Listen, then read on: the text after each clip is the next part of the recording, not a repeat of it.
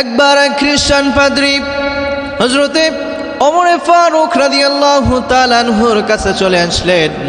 আসার পরে বলতেছেন, ওমর, আমি তোমাকে 4টা প্রশ্ন করতে চাই।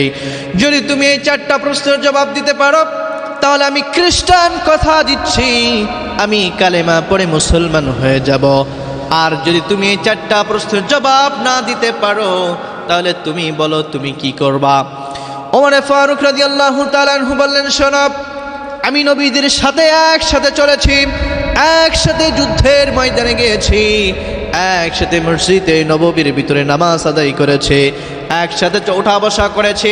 এমন কোন প্রশ্নের জবাব নাই যেই প্রশ্নের জবাব এই কোরআনুল কারীমের ভিতরে নাই। তুমি যে প্রশ্ন করবাই না কেন এই কোরআন সমস্ত প্রশ্নের জবাব দিয়ে দিবে। আর যদি আমি তোমার প্রশ্নের জবাব না দিতে পারি, আমি কথা দিচ্ছি প্রয়োজন হলে আমি খ্রিস্টান ধর্ম গ্রহণ করব। তখন বলতেছেন খ্রিস্টান পাদ্রীকে, বলো তোমার 4টা প্রশ্ন কি? তখন খ্রিস্টান পাদ্রী বলতেছেন, শোনো, 1 নম্বর প্রশ্ন হলো, পৃথিবীর জমিনের ভিতরে 2 জন ভাই, এই 2 জন ভাই তারা এই পৃথিবীর জমিনের ভিতরে একসাথে জন্মগ্রহণ করেছিলেন, একই সাথে বড় হয়েছে, আবার একই দিনে একই সময়ে দুনিয়ার ভিতর থেকে চলে গিয়েছে, অর্থাৎ মৃত্যুবরণ করেছে। বলতে হবে এই 2 ভাইটা কে। এবং আমরা দেখতে পাই যে এই 2 ভাইয়ের ব্যবধান হলো 100 বছর। অন্য দিক থেকে একই দিনে যেহেতু মৃত্যুবরণ করেছে, কিন্তু তাদের মৃত্যুর ব্যবধান হলো 100 বছর। কিভাবে? এই উত্তরটা আমি জানতে চাই, আপনি এই উত্তরটা দিয়ে দেবেন। 2 নম্বর প্রশ্ন হলো, এটা দুনিয়ার জমিনের ভিতরে একটা জায়গা রয়েছে, সেই জায়গার ভিতরে মাত্র একবার সূর্যের আলো পড়েছিল, আর পৃথিবীর জমিনের ভিতরে কিয়ামত পর্যন্ত ওই জায়গার ভিতরে আর কখনো সূর্যের আলো পড়বে না। বলতে হবে ওই জায়গাটা কোথায়।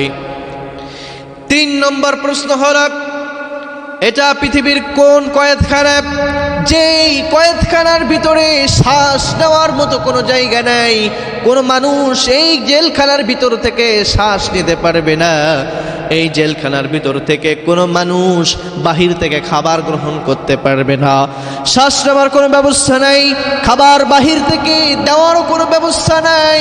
তারপরেও সেই কয়েদখানার ভিতরে, সেই জেলখানার ভিতরে মানুষগুলো জীবিত থাকে। বলতে হবে এটা কোন কয়েদখানা। 4 নম্বর প্রশ্ন হলো, এটা কোন কবর, যে কবরের ভিতরের বাসিন্দা হলো জিন্দা, কবরের ভিতরে বাসিন্দা হলো জীবিত, আর এই কবর সেই জীবিত বাসিন্দাকে নিয়ে বিভিন্ন জায়গায় ঘোরাঘুরি করত, বিভিন্ন জায়গায় ছোটাছুটি করেছে। এক পর্যায়ে সেই কবর থেকে ওই কোন ব্যক্তিটা কবর থেকে বের হওয়ার পরে এই দুনিয়ার জমিনের ভিতরে আবার বহু বছর বেঁচে ছিল, এরপরে আবার কবরের জগতের ভিতরে চলে গিয়েছে। প্রশ্ন করেছে কয়টা? 4টা। বলেছে এই 4টা প্রশ্নের যদি তুমি জবাব দিতে পারো, আমি খ্রিস্টান পাদ্রী কথা দিচ্ছি আমি মুসলমান হয়ে যাব। তখন ওমর ফারুক রাদিয়াল্লাহু তাআলা আনহু বললেন, শোনো, তুমি যে প্রশ্নটা করেছো আমি ভেবেছিলাম খুব কঠিন প্রশ্ন করবা, এই প্রশ্নের জবাব আমার দেওয়া লাগবে না, আমার ছোট একটা পিচ্চি ভাতিজা আছে, নাম হলেন আব্দুল্লাহ, এই আব্দুল্লাহর কাছে চলে যাও, সে আব্দুল্লাহ তোমাকে এই 4টা প্রশ্নের জবাব দিয়ে দেবে। আল্লাহু আকবার। দেখেন, বলতেছে আমার দেওয়ার দরকার নেই, আমার পিচ্চি ভাতিজা আব্দুল্লাহ সেই প্রশ্নের জবাব দিয়ে দেবে। ডাক দিয়ে বললেন, আব্দুল্লাহ এইদিকে আসো, এই ব্যক্তিটার 4টা প্রশ্নের জবাব লিখে তাকে দিয়ে দাও। তখন খ্রিস্টান পাদ্রী বলতেছে, কি ব্যাপার, যে 4টা প্রশ্ন করেছি, এই 4টা প্রশ্নের জবাব তো আমি নিজেও জানি না, এই ছোট্ট পিচ্চি সন্তান কিভাবে দেবে, পিচ্চি বাচ্চা কিভাবে এই 4টা প্রশ্নের জবাব দিয়ে দেবে। তখন বলতেছে, ঠিক আছে, বলো তোমার প্রশ্নটা কি।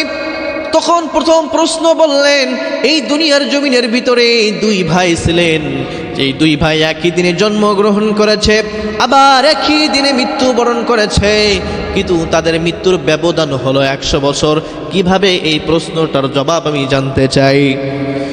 তখন এই ছোট্ট ভাতিজা আব্দুল্লাহ তিনি বলতেছেন, শোনো, এত সহজ প্রশ্ন তুমি আমার কাছে ধরেছ, আমি ভাবলাম তুমি হয়তো আরো কঠিন কোনো প্রশ্ন ধরবা। এই দুনিয়ার জমিনের ভিতরে দুইজন ভাই ছিলেন, একজনের নাম হলো উজাইর আর একজনের নাম হলো উজাইজ।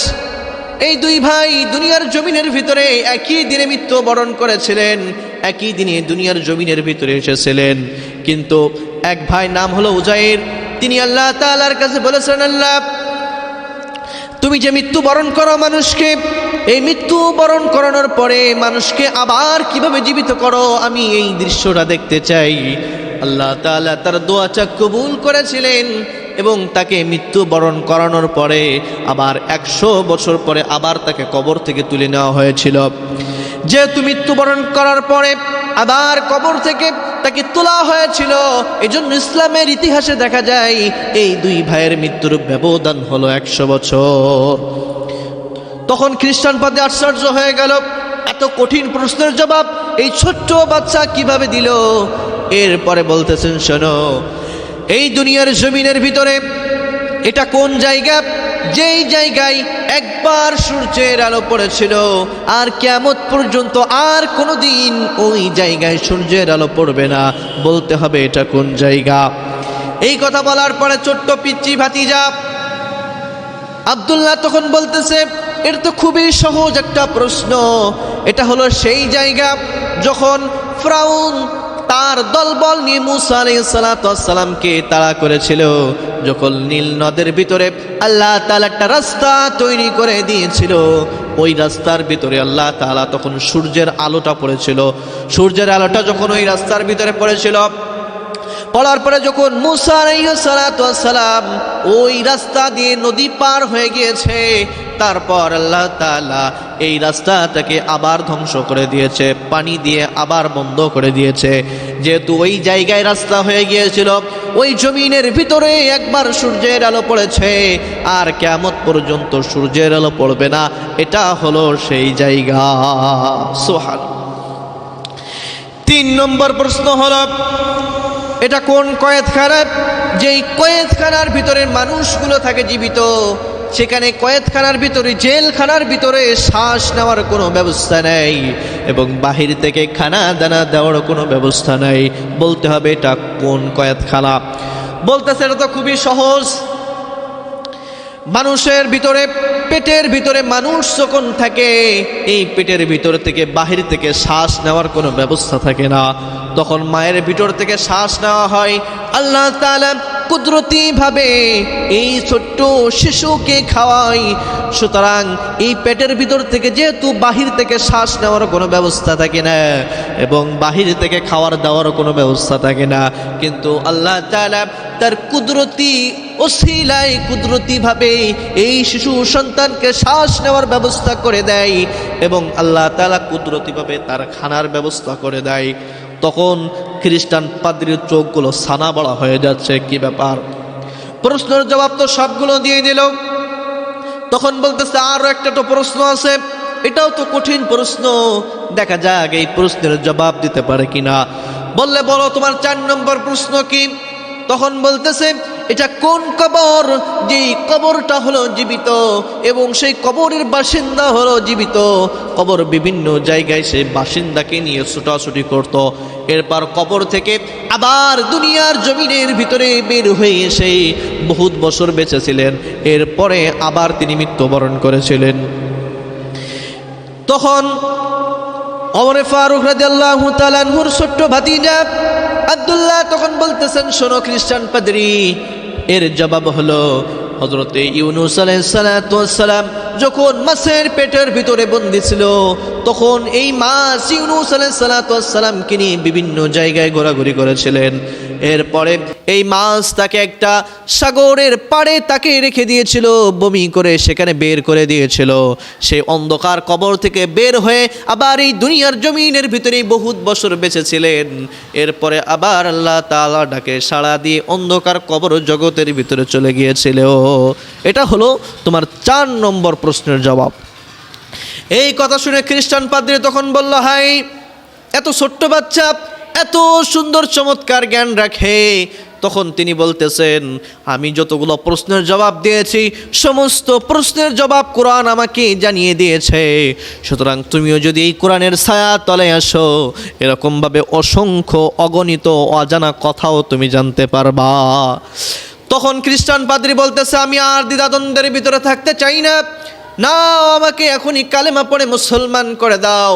সাথে সাথে সেই খ্রিস্টান পাদ্রী কালেমা পড়ে মুসলমান হয়ে গেল।